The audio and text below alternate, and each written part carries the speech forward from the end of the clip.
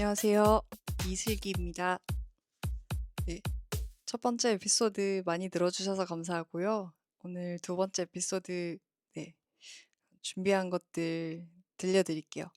어, 오늘은 제가 그 네 가지 분류의 컨텐츠 설명드렸었는데 그 중에 제가 이제 취재하고 있는 어, 자료들 인상 깊게 봤던 기사, 제 취재에 도움이 될 만한 그 맥락을 제가 파악할 수 있게 도와주는 그런 트렌드를 파악할 수 있는 그런 기사가 있어서 그거를 소개하는 내용으로 오늘 내용을 오늘 채워보겠습니다. 음, 일단은 제가 콘텐츠를 영어랑 한국어 이렇게 두 가지 언어로 만들려고 하는데 뭐 언어를 한국어로만 하던지 아니면 영어로만 하던지 하나의 에피소드를 그렇게 생각했는데 일단은 두 번째 이거 에피소드는 한국어로 먼저 하고 가능하면은 또 영어로도 한번 따로 이제 에피소드를 영어 버전, 한국어 버전 이렇게 하면 어떨까 그런 생각을 하는데요. 일단은 네, 해보겠습니다.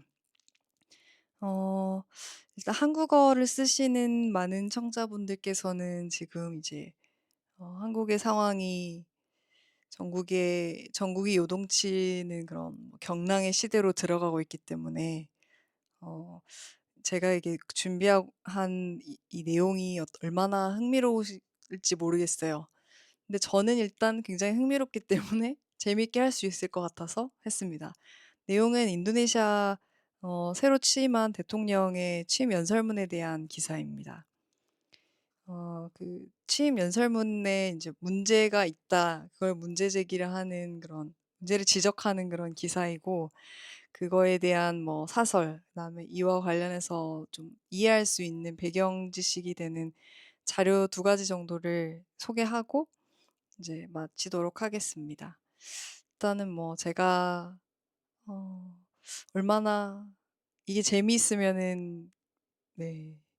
돈도 많이 못 버는데 계속 했겠나요? 그래서 일단 전 너무 재미있어서 이걸 말하는다고 생각만 해도 너무 재미있는데 일단 뭐 심각한 문제인데 재밌다는 것은 이제 흥미롭다는 뜻입니다. 웃기고 뭐 즐길 만한 것이라는 뜻은 아니고요. 네. 일단은 기사는 제가 잠깐 아니고 한 5, 6년 정도 몸담고 소속으로 일했었던 인도네시아 시사주간 템포라는 곳에서 나온 기사이고요. 일단 시사주간 템포를 간단히 소개하자면, 네, 인도네시아 제일 큰 시사주간지이고, 그다음에 아시아 지역에서는 이제 독립 언론으로서 자유롭게 정부의 비판적인 기사를 쓰고 탐사 보도를 하는 몇 안 되는 독립 언론 중에 하나예요. 그래서 어, 제가 그 이후로 이 언론사에 가서 기자 생활을 시작하게 되었고요. 네, 한국에선 얼마나 잘 알려져 있는지 모르겠지만, 네, 인도네시아에서는 제일 유명한 3대 언론사 중에 하나고, 아시아 지역에서는 웬만하면 다 템포라면은 다 아는 그 정도의 존재감이 있는 언론사입니다. 그래서 제가 소개할 기사는 이제 시사주간 템포의 그 가장 최신 발행호에 실린 기사입니다. 인도네시아의 새로운 대통령이 지난 10월 20일에 취임을 했는데요. 취임식 연설문 내용에 문제를 제기하는 내용이에요. 제목은 이제 뭐 그러니까 이 시사주간지가 영어 버전하고 인도네시아 버전 두 가지를 다 내는데요. 일단은 인도네시아 버전을 내고 그거를 번역하는 팀이 따로 있어서 영문 버전을 또 이제 이슈를 해서 두 권이 항상 매주 나오는데요. 제목이 약간 번역된 게 조금 달라서 네, 소개 먼저 그거 제목부터 해드릴게요. 일단 인도네시아 버전은 인도네시아어로 딱 아다 까따 학 아사시 마누시아 달람 피다토 프라보워 이렇게 돼 있어요. 그래서 학 아사시 마누시아가 인도네시아어로 인권이에요. 이거를 그대로 영어로 번역하면 No words about human rights in Prabowo's speech 이렇게 돼 있어요. 근데 이거 인도네시아어 말고 영어 버전의 템포 기사 제목은 Doubts over Prabo's Human Rights Commitment 이렇게 돼 있어요. 그 다음에 이제 뭐 소제목이 The phrase human rights was lost from Prabo Subianto's inauguration speech 이렇게 되어 있습니다. 그래서 새 대통령이 취임 연설을 했는데 연설문 안에 인권이라는 말이 전혀 들어가 있지 않았다. 이게 제목의 내용이고 기사의 내용이에요. 왜 그게 문제가 되느냐 하면은 프라보 수비안토는 이제 5성 군인 출신의 정치인입니다. 세 번째 대권을 도전해서 대통령이 되었고요. 이 사람이 2번 실패한 이유 중에 가장 큰 것은 과거 군인이던 시절에 국가폭력 그 가해 국가폭력 가해 세력의 핵심이었고 인권 침해를 한 가해자 중에 한 명이 핵심 가해자 중에 한 명이기 때문입니다. 그래서 그렇게 국가폭력에 앞서서 인권을 침해했던 사람이 대통령이 되어서 되겠느냐. 그러한 위기의식 때문에 인도네시아에서 프라보가 대통령이 되기 쉽지 않다. 이렇게 많은 관측을 했었는데 이번에 대통령이 될 수 있었던 가장 결정적인 이유는 이제는 전임이 된 조코 위도도 인도네시아 역사상 가장 인기가 많은 대통령인데요. 민간인 출신의 첫 번째 대통령인데 그 사람의 첫째 아들 기브란 라카부밍 라카가 그 사람 이름인데요. 이 아들을 자기의 부통령 후보로 해서 같이 러닝메이트로 해서 출마를 해서 조코위를 지지하는 세력이 그대로 이제 흡수되어 된 덕분에 당선되었다고 볼 수 있습니다. 근데 이제 선거운동 캠페인 과정에서 굉장히 귀엽고 뚱뚱하고 친근한 아저씨 이미지로 젊은 층에게 굉장히 어필을 했는데 그거는 이제 정말로 그냥 밈이고 실제로 이 사람은 권위적이고 그다음에 민족주의적이고 그다음에 인권, 자유, 민주주의 이런 현대 사회에서 중요하게 생각하는 가치보다는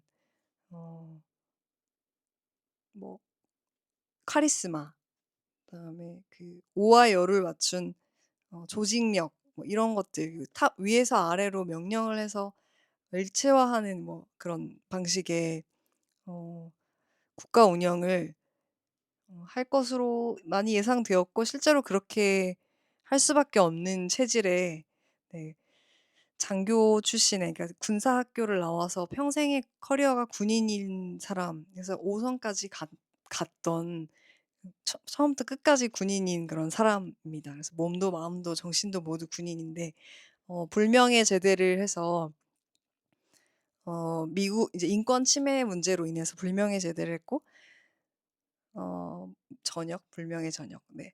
했고 그다음에 미국에서 비자도 거부당할 정도로 심각한 인권 침해 국가폭력 가해자로 지목받고 있는 사람이었는데요. 그런 사람이 지금 인도네시아 대통령이 되어서 인도네시아 사람들이 굉장히 우울해하고 있습니다. 그래서 오늘 에피소드를 들으신 분들은 주변에 인도네시아 사람을 만나게 되면 참 대통령이 그런 사람이 됐다고 들었는데 참 안타깝고 함께 연대하고 싶다 이렇게 표현을 하면은 굉장히 의식 있는 아시아에 대한 지식이 상당한 그런 사람으로 보일 수 있을 것 같습니다. 네, 실제로는 프라보 지지자일 수도 있으니까 뭐 대사관 사람들 이런 사람들한테는 그런 말 뭐 근데 인도네시아는 원래 자기 정치적인 의지를 뭐 자기 직무와 상관없이 잘 표명하니까 군인이나 경찰만 아니면 이런 말 하면은 굉장한 공감대를 형성하면서 가까워질 수 있습니다. 그런 팁을 드리고요. 일단 기사를 소개해드리면 아까 말했듯이 제목은 이제 취임 연설문에 인권이란 단어가 전혀 들어가지 않았다 이건데 취임식이 10월 20일에 있었어요.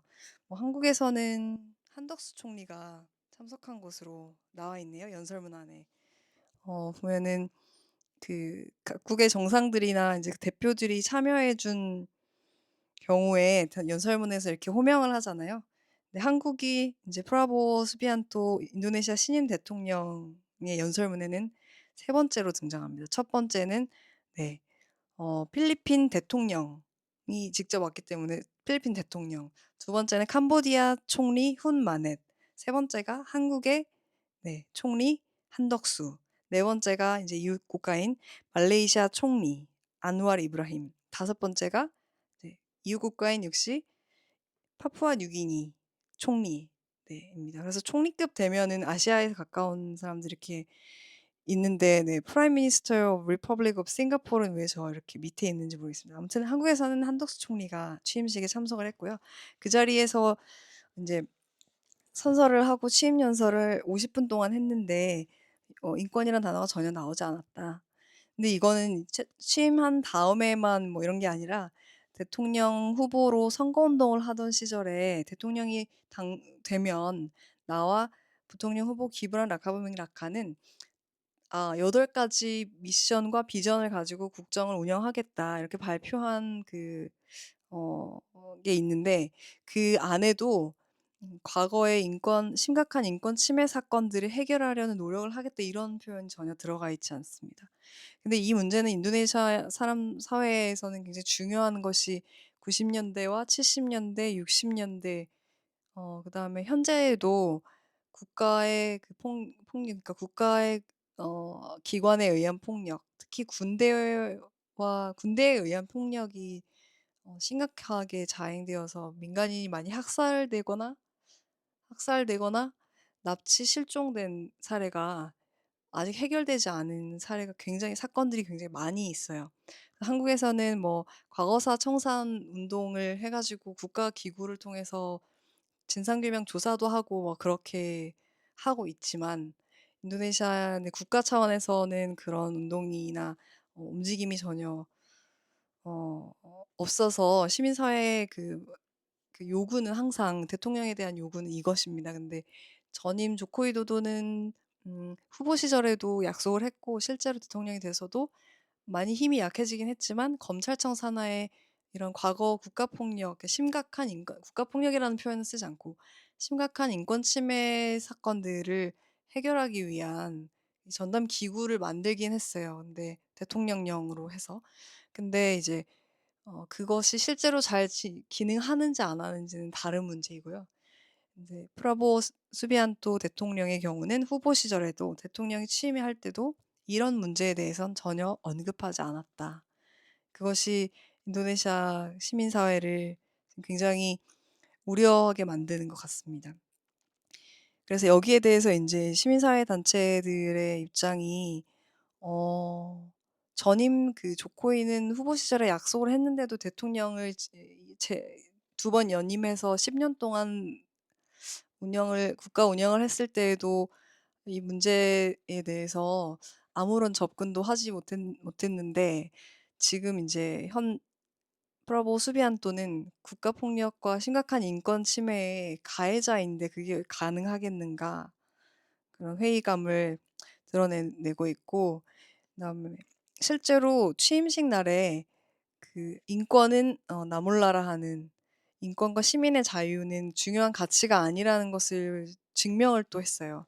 기사에 보면은 취임식 날인 10월 20일 인도네시아 수도인 자카르타 중심부에 이제 두쿠 아타스라는 그 MRT 역이 있는데 거기에서 이제 몇 명의 활동가들이 그 프라보 수비안토를 비판하는 포스터를 가지고 있었는데 그걸 경찰이 붙이기도 전에 압수를 했습니다. 그래서 이런 일이 벌어진 것이 이제 이 템포 시사주간지 기사에서는 어떻게 말을 하냐면은 프라보 수비안토 정부의 첫 번째 시민의 자유를 박탈한 네, 사건이다. 근데 그게 취임식 날에 이루어졌다는 게 또 놀라운 일이죠. 그래서 그런 그 우려를 또 보였고요. 그다음에 이제 기사에서는 왜 프라보가 인권에 대해서 이렇게 어, 덮어놓고 중요하지 않은 것처럼 하고 오히려 공격적으로 대응하는지에 대해서 뭐라고 말을 하냐면요. 가장 중요하게 생각하는 게 이제 97년과 98년 아시아 금융위기가 있는 동안에 이제 수하르토가 뭐 강한 민주화 그 요구 물결에 밀려서 스스로 하야하겠다고 발표를 하고 이제 32년의 통치를 마무리를 했는데 그때 이제 그 하야 전야에 많은 학생들이 나와서 시위를 할 때에 그 활동가와 뭐 인권 운동가, 민주주의 활동가, 민주주의를 요구하는 시민사회 활동가, 그다음에 노조 운동가, 학생 이런 사람들을 납치를 하는 일에 프라보 수비안토가 깊이 관여했다. 그거에 대한 이제 책임을 묻는 것입니다. 그 당시에 이제 프라보 수비안토가 특전사령관이었고 당시 시위 진압하는데 어, 몇 명을 이렇게 꼽아서 납치를 해와라 명령한 그런 증거들이 남아 있다고 해요. 근데 그게 이제 한 번도 사법적인 처벌을 받지 않은 상태에서 이제 뭐 우리가 이런 걸 보통 불처벌이라고 하는데 불처벌 가해자가 대통령이 됐다는 것에 대해 지금 심대한 우려를 표현하는 그런 기사입니다. 그리고 여기에 이제 또 시민사회 단체 중에 그 실종된 사람들의 그 남은 가족들의 연합체 같은 곳이 있는데 거기 사무총장이신 분이 정치적으로 이미 뭐 그 심각한 인권 침해 가해자에게 사건을 해결하라는 것 자체가 말이 되지 않지만 그래도 우리는 압박을 넣어야 된다고 생각한다. 그래서 약간 희망이 없지만 그래도 끝까지 우리가 할 거는 하자 이렇게 말을 하고 했고요 기사에서.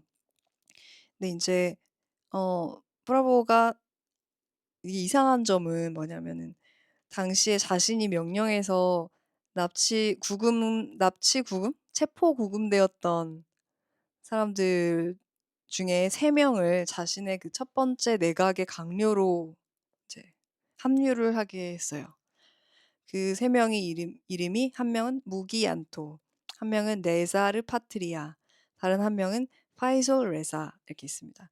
이 사람들이 각각 그 프라보 수비안토 첫 번째 내각의 어떤 자리를 차지했냐면 무기안토는 이런 부서에 또 갔군요. 인권 차관 자리를 받았어요. 네자르 파트리아는 정보통신 디지털 차관, 파이솔 레사는 산업부 차관. 네. 그래서 네. 어쨌든 그때 군에 의한 체포 구금 네. 되었던 활동가들 중에 이제 집으로 돌아온 사람들 중에 3명이 프라보 내각의 차관을 한다는 것이 어떤 의미인지 좀 알쏭달쏭한데 일단 표면적으로 나는 이 사람들과도 화해하고 국정을 함께하는 파트너이기 때문에 나는 인권에 대한 사람들의 우려에도 불구하고 나는 그렇게 걱정할 만한 사람은 아니다. 이렇게 불식시키고 싶은 그런 연출인 것 같아요. 저의 눈에는. 근데 뭐 비판하는 사람들이 있을 때마다 그래서 그때 인권 침해 피해 생존자들 내가 내각에서 나와 같이 국정을 운영하는 파트너로 하지 않냐 이렇게 빠져나가는 명분으로 이 사람들 방패막이처럼 이렇게 활용하는 것 같은데 이분들은 또 어떤 생각으로 내각에 참여하였는지 참 의문입니다. 3명 중에 2명 그 네사르 파트리아 정보통신 디지털 차관하고 파이졸 레자 산업차관은 그 전 정부와 그 뭐 이전에도 내각에서 강요로 활동한 경력이 있어요. 근데 그건 조코위도도 정부였기 때문에 뭐 그럴 수 있다고 하는데 무기한도라는 사람은 처음으로 내각에 진출한 아무 정치적인 그런 활동을 한 것도 아니고 관료도 아닌데 관직을 한 번도 가져본 적이 없는데 하필 프라보 수비안토 정부의 첫 번째 내각에 인권부 차관을 한다는 것이 이 사람의 생각이 정말 저는 궁금해집니다. 그다음에 이제 그런 식으로 뭐 자신이 체포와 구금을 명령했던 활동가들을 자기의 첫 번째 내각의 강요로 이렇게 임명한 것에 대해서 템포는 과거 이제 활동가 강제 실종 그 문제에서 자신의 손을 씻는 시도다. 이렇게 평가를 하고 있어요. 현재 이제 인권운동가로 활동하고 있는 야티 안드리아니라는 분은 이런 식으로 하면 마치 그 과거의 사건이 종결된 것으로 네, 보이지 않겠느냐. 그런 식으로 취급하는 것 아니냐. 이 사람들이 임명한 것이 과거 사건의 문제 해결이라고 이렇게 보는 그 태도가 그 사람의 생각이 참 문제가 많다 이렇게 지적하는 것이겠죠. 네. 이것이 이제 기사의 내용이고요. 간략한데요. 그 뒤에 이제 인포그래피로 프라보 수비안토가 마주해야 하고 해결해야 될 과거 심각한 인권 침해 가해 사건이 12개로 정리가 되어 있습니다. 일단 여기에는 97년, 98년에 그 활동가 납치, 실종, 구금 이런 문제가 나왔는데 기사에는 그 기사에 딸린 인포그래피에는 네, 12개가 있습니다. 1965년부터 네, 2004년 아체에서 있었던 일까지 그래서 이 12가지 인권 문제, 인권 침해, 국가폭력 문제를 해결하지 않으면은 프라보는 네, 어쨌든 가해자로서 가해자에게 정의를 실현하는 그런 것을 인도네시아 시민사회는 실패한다고 보는 것 같아요. 여기까지 기사인데 혹시 잘 이해가 되실지 안 되실지 제가 잘 감이 안 옵니다. 근데 일단 제가 프라보 수비안토의 그 취임 연설문을 찾아서 봤어요. 인도네시아 버전이 있고 영어 버전이 있는데 그 둘 다 쉽게 온라인 구글 검색으로 찾을 수 있거든요. 일단 뭐 영어로는 네, 프라보스 inauguration speech full English 이렇게만 구글 검색을 해도 네, 네. 프라보 그 뭐지? 내각 사무처 예, 웹사이트에 연결되면서 영어 버전이 그대로 나옵니다. 그래서 혹시 읽고 싶으신 분은 읽으시면 되는데 인권이라는 말이 진짜로 없어요. 없어서 정말 놀라웠어요. 그렇고 여기에 대해서 이제 이 기사의 배경에 대해서 조금 이렇게 설명을 좀 하면은 좋을 것 같아서 자료를 2개 정도 찾아봤는데 하나는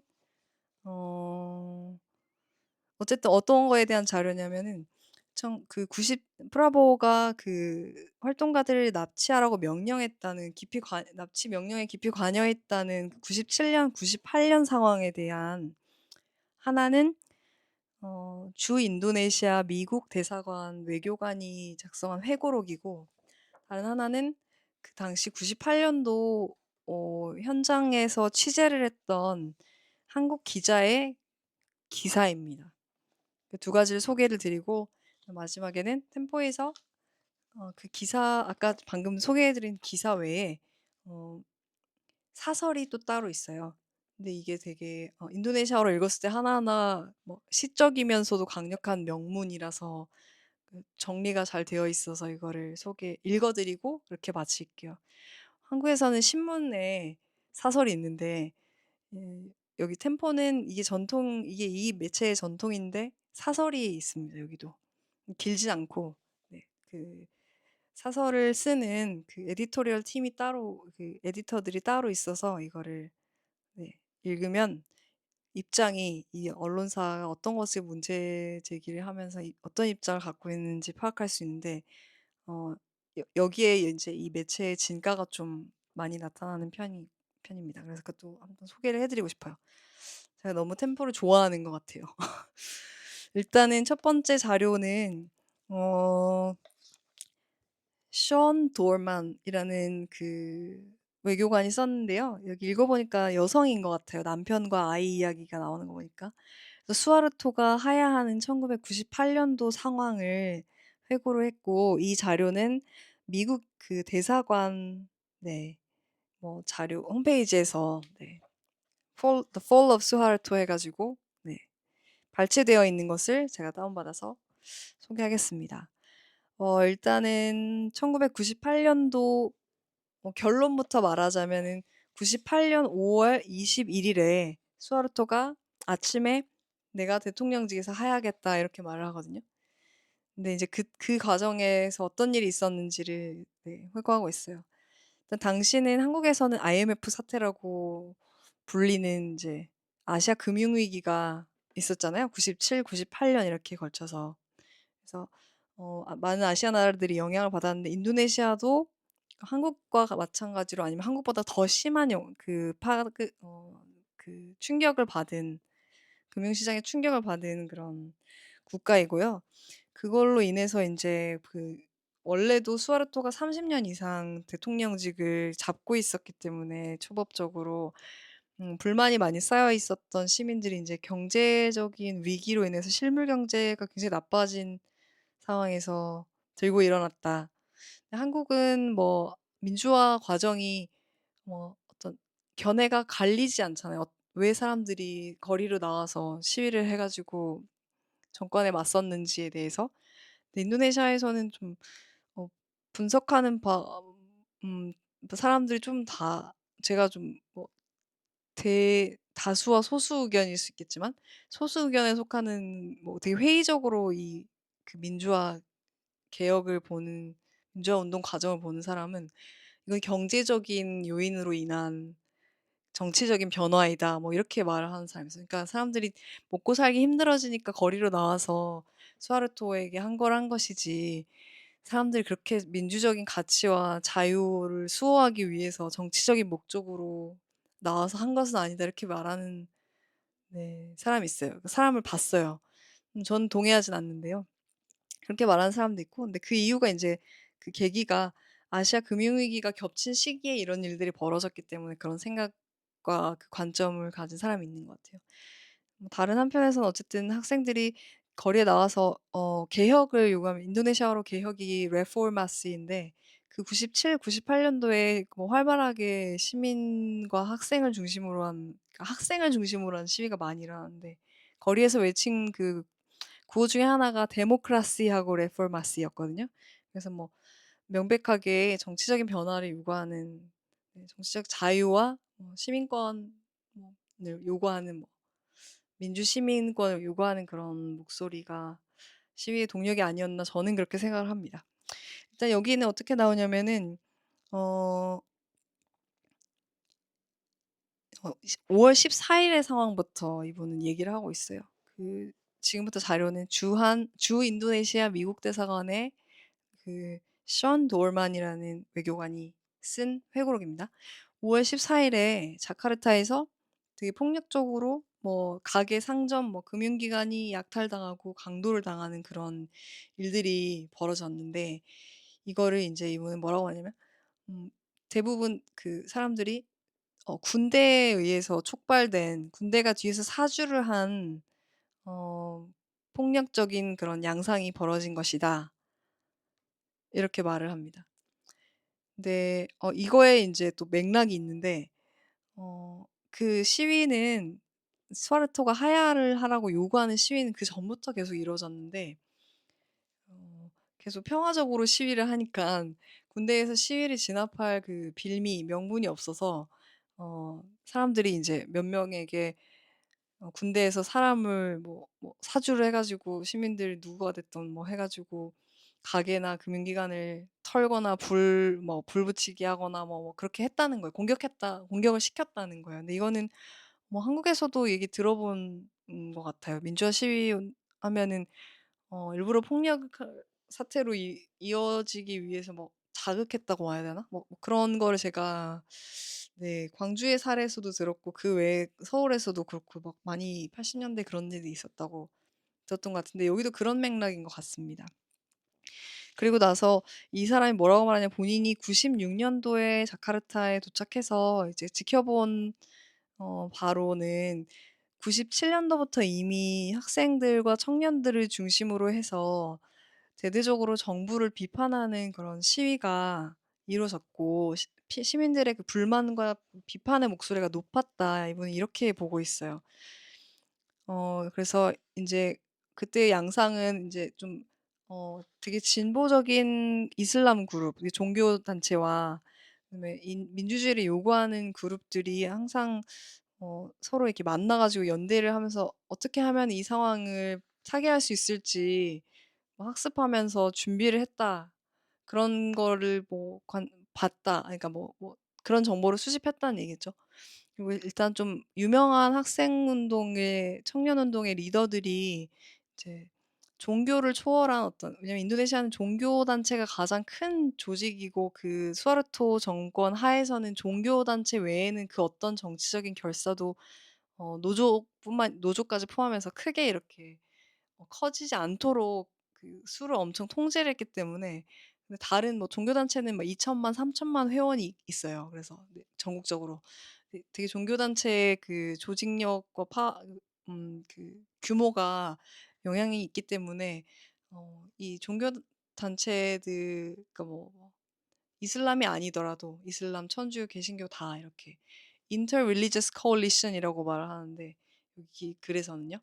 그 청년하고 학생 조직들이 같이 붙어가지고 데모크라시와 레포마시를 외치고 또 이제 성명서를 발표했었다. 그런 이야기가 나와 있어요. 그래서 이분도 이제 이미 97년부터 시위는 시작됐던 것이지, 이게 폭력적인 그 양상을 보인 것은 오직 5월 14일 의심스러운 정황하에 그렇게 된 것이다, 이렇게 말하고 있어요.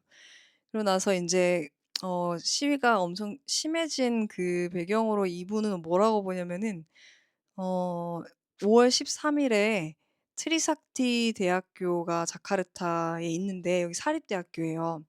여기 안에서, 캠퍼스 안에서 시위를 하던 학생 중에 4명이 그래서 shot and killed by snipers, almost certainly from the security forces, 이렇게 돼 있어요.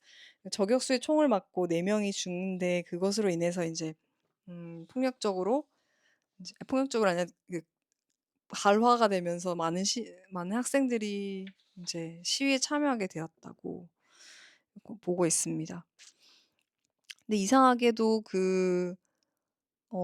정부의 그 병력들이 약탈과 뭐 방화 이런 것들이 일어나면 와가지고 경비들도 하고 시민의 생명과 재산을 지켜야 되는데 사라져 버렸다. 거기서 이제 또 벌어진 일들 중에 하나가, 인도네시아에는 이제 수하르토 정권 하에서 이권을 취득한 그런 그 결탁 세력들에 대해서 엄청난 불만과 반대 그 정서가 강한데, 그 중에 하나가 이제 중국계 인도네시아인이에요. 그래서 중국계 인도네시아인 실제로 수하르토 정부에 부역하면서 많은 그 사업 개발 이권을 차지하기도 했고 돈을 많이 벌어서 지금도 인도네시아 재벌들 중에는 중국계 인도네시아인들이 많아요. 근데 그 사람들이 모두가, 중국계 인도네시아 모두가 부자는 아니잖아요. 근데 가난한 중국계 인도네시아 그 뭐 노동계급 워킹 클래스 사람들이 상업에 종사하거나 노동에 종사하는 사람들이 자카르타 북부에 많이 모여서 사는데, 지금 그 가게와 뭐 이런 것들이 털리는 그 약탈과 방화가 일어나는 곳이 중국계 인도네시아인들이 많이 모여서 살고 있는 자카르타 북부 지역이었어요. 근데 이 지역의 여성들을, 특히 중국계 인도네시아 여성을 대상으로 한 집단 강간 이런 것도 많이 벌어졌었는데, 여기서 이제 이 외교관의 이제 말은 왜 경비 경력들이 이렇게 이걸 방관했는지, 그거에 대한 얘기입니다. 그래서 실제로 사람이 많이 죽었어요, 이 과정에서. 경비 병력들이 방관하는 사이에 수백 명이 죽었다, 이렇게 말하고 있어요. 이제 많은 사람들이 이제 이렇게 폭력 사태가 심화되니까, 특히 미국인들이 이제 일반인부터 관료, 뭐 사업가, 뭐 외교관들이 자카르타 군 공항에 가서 이제 탈출을 시작했는데, 본인은 남편하고 2살 된 아들하고 집에 남아 있다가 이제 혼란스럽게 막 복잡하게 그 탈출 러시가 좀 잦아든 다음에 아침에 비행기를 타고 방콕으로 갔다, 이렇게 얘기하고 있어요. 그래서 그 뒤에 내용은 방콕에서부터 이제 관측한, 음, 보았던, 전해 들었던, 뭐 대부분은 네 그렇겠죠. 직접 본 건 아닌 내용들이 나오는데요. 5월 18일이요. 98년 5월 18일에 이제 학생들이 인도네시아 의회 그 컴파운드로 모여들기 시작했다. 그 다음부터 이제 18일에 모여들기 시작해서 19, 20일까지 수천 명이 버스를 타고 각기 다른 대학교와 도시에서 모여들어가지고 어, 의회를 점거하기 시작했어요. 근데 여기 교수들도 같이 나중에는 합류했다고 해요. 근데 학생이 먼저 오고 그다음에 교수들도 합류하고, 그러면서 이제 완전히 의회를 장악을 하고 근데 했는데 바깥 그 자카르타 북부에서 벌어진 것처럼 폭력적인 그런 그 시위는 아니었고, 여기 의회 안에서는 스스로 경비 시스템도 갖고 서로 인제 어 공 공격적으로 폭력을 행사하려고 하는 사람들을 막고, 그다음에 굉장히 평화적으로 의회를 점거하는 그런 시위를 5월 18일, 19일, 20일 이렇게 3일 동안 했다고 해요. 근데 그 밖에는 인제 의회 담장 밖에는 군대가 인제 대기하고 있었는데 들어가지는 않았다고 합니다, 의회 안으로. 그리고 나서 인제 음 그 안에서 굉장히 폭력은 전혀 없었고, 서로 물과 음식을 나누면서 어 또 그 인도네시아 전통 인형 그림자 극 같은 거 있는데 그런 것도 하면서 네 편안하게 아니라 "평화롭게 있었다." 이렇게 말하고요. 근데 그러다가 인제 자카르타에서만 한 게 아니라 나중에는 인제 족자카르타까지도 이렇게 다른 지역으로도 시위가 확산되었다, 그런 말이 나옵니다. 네, 어쨌든 다 일관되게 하는 얘기가 전국적으로 "수하르토는 물러나라." 였는데 5월 21일 아침에 수하르토가 자신이 인제 "하야하겠다." 이렇게 발표를 하고 수하르토의 32년 통치는 막을 내리게 됩니다. 이게 인제 여기까지가 어 주 인도네시아 미국 대사관 외교관의 회고이고요. 다음에 인제 한국 기자가 현장에서 취재한 내용을 소개해 드리겠습니다. 어 여기서는 이제 어 아까 경제 위기 얘기가 나왔었잖아요. 근데 여기서도 마찬가지로 그 아시아 경제 위기, 금융 위기가 아무래도 어 그 많은 그 시위의 요인 중에 하나, 확산된 시위의 요인 중에 하나인 것으로 그냥 나열이 되어 있어요. 어 일단 읽어 드릴게요. 1998년 3월 10일 국민협의회가 인도네시아 의회입니다. 그러니까 홀로 출마한 수하르토의 대통령 임기를 2003 년까지 늘리는 7차 연임. 그 37년 독재를 추인한 지 2달이 지났다. 97 년부터 몰아닥친 경제 위기로 가뜩이나 짜증이 나 있던 시민들은 수하르토 연임 소식까지 덮치자 속이 뒤집혔다. 5월 들어 성이난, 메단, 수마트라 주의 주도인데 수마트라 섬 중부에 있습니다. 메단이라는 굉장히 큰 도시가 있는데요. 수마트라에서 제일 큰 도시인데, 메단 시민들이 길바닥으로 뛰쳐나오자 수하르토는 대뜸 총질로 눌러버린 뒤 이지렁슬에 G15 정상회의가 열리는 이집트로 날아가 버렸다. 그러니까 5월 달에 이미 메단에서 시민들이 시위를 하는 것을 군대가 총 그러니까 을 활용 막 써가면서까지 진압을 했다, 이런 얘기죠. 그거를 두고 자기는 이집트로 갔다. 계속해서 읽으면 수하르토가 없는 틈을 타서 학생들이 들고 일어났다. 5월 12일 그동안 있는 집 아이들이 다니는 학교로 이름났던 정치 무풍지대 트리삭티 대학교 대학생들까지 나섰다. 오후 5시 15분 교내 집회를 마치고 교문을 나섰던 학생들이 경찰에 밀리자 다시 학교로 되돌아오던 가운데 6명이 총 맞아 숨졌다. 그러니까 그 미국 외교관이 쓴 글에는 트리삭티 대학교 학생이 캠퍼스 안에서 저격수에 총을 맞고 죽은 게 5월 13일 일이라고 되어 있고 4 명의 학생이라고 되어 있는데, 한국 기자가 현장에서 취재한 내용은 좀 다르네요. 네.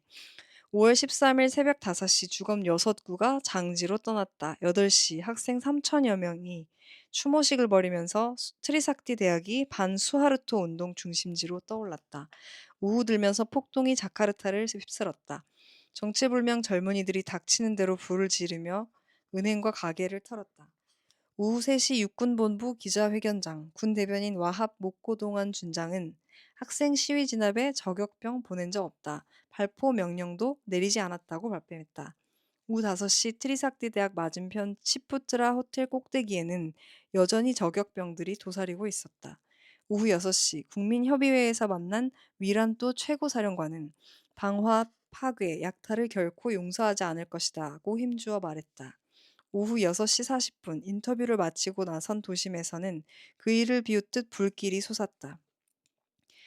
15일 현재 자카르타는 까무러친 상태다. 정부는 무장 병력 1만여 명을 곳곳에 세웠지만 정체불명 젊은이들을 다잡지 못했다. 자카르타 시장 수티오노는 232명이 목숨을 잃었고 건물 3,029채, 자동차 950대, 오토바이 513대가 불탔다고 밝혔다. 군 대변인 와합은 사망 499명이라는 숫자를 내놓았다. 그러나 사망자 수는 현장 기자들이 꼽는 최소 1,000여 명과 큰 차이가 난다. 칩도 망운쿠스모 병원에 널린 족자백화점 화재 희생자 155구와 젤러둑 쪽 554구를 비롯해 이미 확인한 주건만 모두 239구다. 게다가 아직 불기가 가시지 않은 족자백화점 3층에는 타담한 뼈들이 수없이 밟히고 찔러두개도 갈무리하기 힘들 만큼 타버린 주검이 적어도 134구 더 있다. 오후부터 폭동은 숙지고 있지만 의문은 늘어나고 있다. 도시를 털고 불태운 이들이 누군가? 족자백화점을 10분 만에 불길로 뒤덮을 수 있는 전문가가 누군가? 헬리콥터와 장갑차까지 끌고 나온 중무장 군경이 왜 폭동을 다잡지 못했던가? 그래서 아까 그 외교관 미국 외교관이 봤던 대로 이제 그 경비 경력 병력들이 방관했다는 내용이 여기 나옵니다. 현장 기자의 관찰에서도 현장에서 보면 군과 경찰은 늘 뒷북만 쳤다. 은행, 백화점, 상가처럼 누가 봐도 빤한 곳들이 털렸지만 군과 경찰은 미리 막지 않았다. 화교 지역 땅그랑이 좋은 본보기다. 올해 초부터 곳곳에서 화교들이 공격당해왔던 터라 많은 이들이 땅그랑을 걱정했지만 군과 경찰은 그마저도 지켜주지 못했다. 여기서 땅그랑이 자카르타 그 북부에 있는 그 화교들이 모여 사는 지역입니다. 미리 내다본 기자들이 일찌감치 와서 기다리는 가운데 2km에 이르는 땅그랑 상가 지역이 불길에 휩싸였지만 군과 경찰은 나타나지도 않았다. 트리삭티 대학 평화 시위를 총질로 밀어붙였던 그 전문가들이 어째서 폭동은 손보지 않았을까? 이렇게 말하고 있습니다. 돌아온 수아르토는 중략하고요. 돌아온 수아르토는 부지런히 대책회의를 열고 학자들을 만나더니 16일 기껏 내각 개편을 해결책이라 내놓으면서 캐캐 묵은 말을 되풀이했다. 시민이 바란다면 언제든 물러난다. 그리고 또 중략하고 5월 17일 도심은 아직 닫혀있지만 폭동은 수그러들었고 버스와 택시들이 살살 다니고 있다. 그러나 하루 동안 외국인과 화교들 탈출이 극에 달했다. 이렇게 말하고 있습니다. 자카르타 5월은 이제 뭔가 터질 것 같은 20일을 향해 가고 있다. 국민 각성의 날이기도 한 그 20일에 맞춰 수하루토가 중대 발표를 할 것이란 소문이 도는 가운데 학생 시위대는 그날을 최후의 결전일로 꼽고 있다. 시민들은 학생, 교내 시위자와 폭도, 가두 시위자로 나눠 진압작전을 벌이겠다고 밝힌 군부의 움직임을 걱정스레 지켜보고 있다. 그렇게 해서 기사가 한 편이 끝나고요. 이건 5월 17일의 상황입니다. 그 다음에 이제 수하루토가 하야한 이후에 나온 기사인데요. 이거는 첫 문장이 1998년 5월 21일 수하르토가 물러났다. 32년이 걸렸다. 나흘째 국민협의회를 점거해온 학생들은 승리를 외쳤다. 네, 그렇게 나옵니다. 그리고 그 이유는 이제 그때 상황에 대해서 이제 분석과 평가, 전망 이런 것들이 나옵니다. 그래서 이 기사는 한겨레 20일에 실렸던 98년도 5월달 아마 그 기사 발행호를 찾아보면 나올 텐데요. 정문태라는 기자가 현장에서 취재한 내용입니다. 그래서 어느 정도 디테일은 완전히 똑같진 않지만은 근데 왜 트리삭티 대학교에서 학생 사망자가 발생한 날짜와 그 숫자가 완전히 다른지는 모르겠습니다. 근데 일단 그렇고요. 중요한 건 트리삭티 대학교에서 학생 저격수가 쏜 총을 맞고 죽어서 그 이후로 수천 명의 학생들이 모여들기 시작했다는 사실 자체는 변한 것이 아닌 것 같습니다. 근데 이제 이게 이 자료 두 개를 소개해드린 이유는 이제 수아르토기가 하야하는 그 시기에 지금 현재 대통령이 된 프라보 수비안토의 역할이 있었다는 것을 네, 어떤 역할을 했는지 그 다음 이제 사설을 통해서 소개해 드리려고 그때 상황을 설명해 드렸습니다. 그래서 이제 템포의 사설은 제목이 그렇습니다. 인도네시아어로는 펀출리칸 aktivis 1998 영어로 번역된 거는 1998 activist kidnappings. 한국어로는 뭐 1998년 활동가 납치겠죠? 네, 그래서 한국어로 제가 번역한 거를 일단 뭐 길지 않으니까요. 읽어드리겠습니다. 프라보 수비안토 대통령은 과거로부터 지울 수 없는 짐을 지고 있다. 1997년과 1998년 특전사령관으로 재직할 때 프라보어는 수많은 활동가를 납치하고 강제 실종시킨 책임이 있다. 이제 그의 정부는 다양한 방법을 통해 이 큰 죄를 은폐하려고 노력하는 것 같다. 2008년 국가인권위원회는 프라보오와 마와르 태스크포스 또는 마와르 팀으로 더 잘 알려진 강제 실종을 포함한 12건의 심각한 인권침해 사례가 있었다고 결정했다. 그러나 프라보오와 거린드라당 그리고 그를 지지하는 정치인들은 이 사건이 끝났다고 말했다. 그들은 납치된 활동가들이 모두 돌아왔고 프라보오가 범죄에 연루되었다는 직접적인 증거는 없다고 주장했다. 이러한 성명은 명백히 역사를 지우려는 시도다. 1998년 헌병은 실제로 프라보오가 활동가 납치의 주모자임을 보여주는 증거를 발견했다. 1998년 8월 장교 명예위원회는 프라보어 자신이 마와르와 메르파티 팀에게 활동가 9명을 체포하고 구금하도록 명령했다는 사실도 확인했다. 실제로 9명의 활동가는 이제 돌아왔으며 복귀했으며 그중 파이졸 레자, 무기안또, 네자르 파트리아 등 3명은 프라보어 정부에 있다. 그러나 인민문화네트워크의 위지투쿨과 인도네시아 민주주의 학생연대 또는 SMID의 페트루스 비마 아누그라, 수야트 등 13명의 활동가가 실종된 상태다. 1999년 4월 자카르타 제2고등군사법원은 마와르 팀 소속 11명에게 12에서 22개월의 징역형을 선고했다. 이 형량은 나중에 2000년 10월 대법원에서 감형됐다. 아이러니하게도 이들의 지휘관인 프라보어는 여전히 자유인으로 남아있으며 현재 대통령직을 맡고 있다. 장교 명예위원회는 프라보어의 행동이 윤리적으로 문제가 있다는 점을 들어 재판만 진행했다. 따라서 프라보어는 납치 사건에 대해 형사 재판을 받은 적이 없다. 국가인권위원회가 결정한 심각한 인권 침해로 활동가를 납치한 상황을 고려할 때 프라보어는 언제든지 재판을 받을 수 있다. 이는 프라보어가 지우고 싶어하는 과거의 일부이다.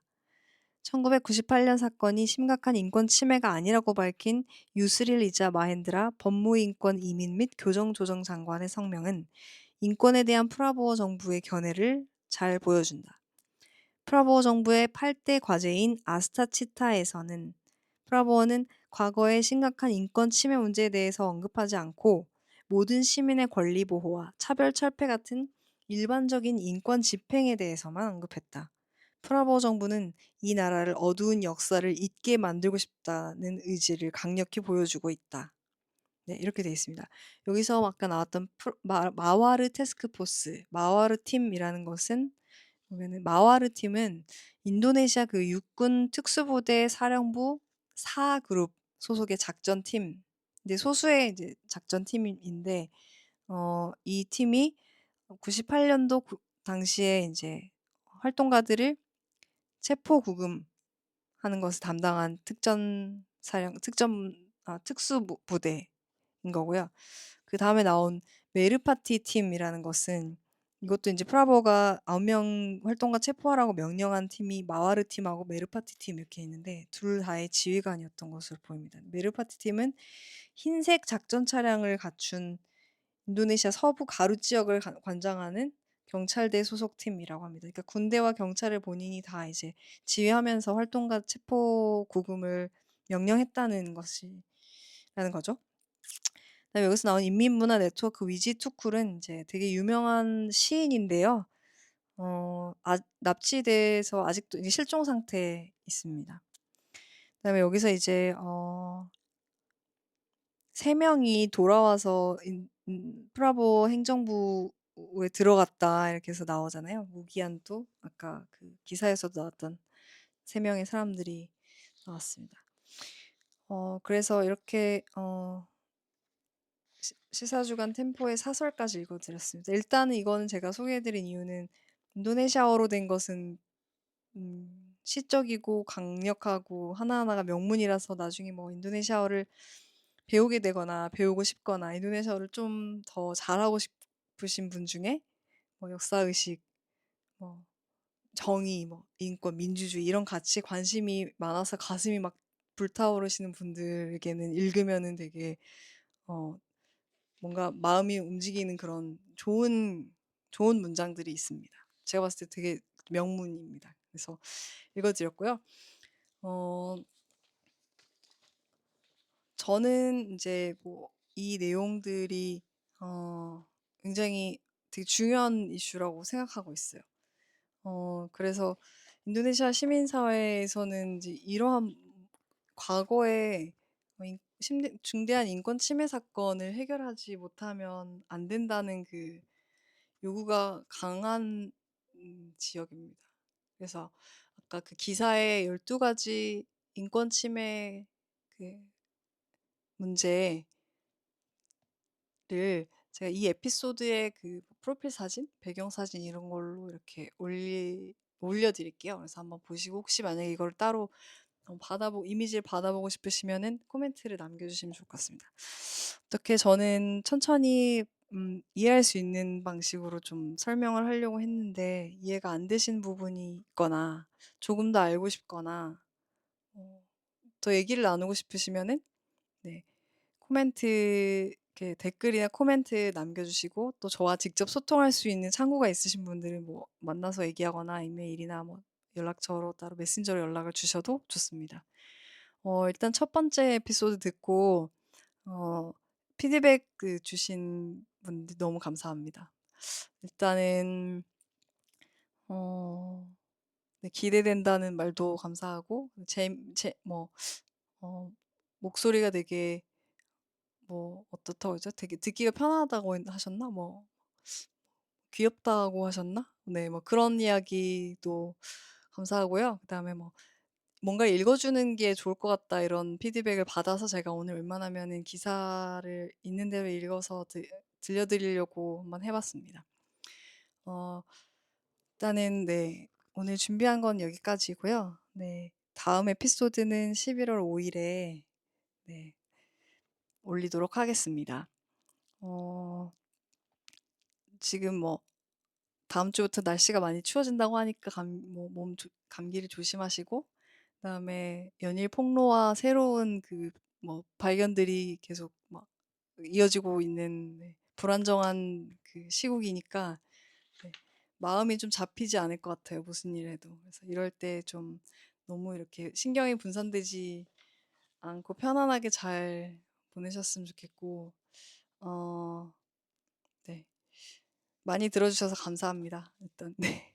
한 500분 정도 들으신 것 같아요. 여러 플랫폼에서. 스포티파이, 유튜브 뮤직, 그다음에 사운드 클라우드 이렇게 4곳에서 들을 수 있으니까요. 네. 어디서든 듣고 편안한 곳에 코멘트 남겨주시면 감사하겠습니다. 네. 감사합니다. 이슬기입니다.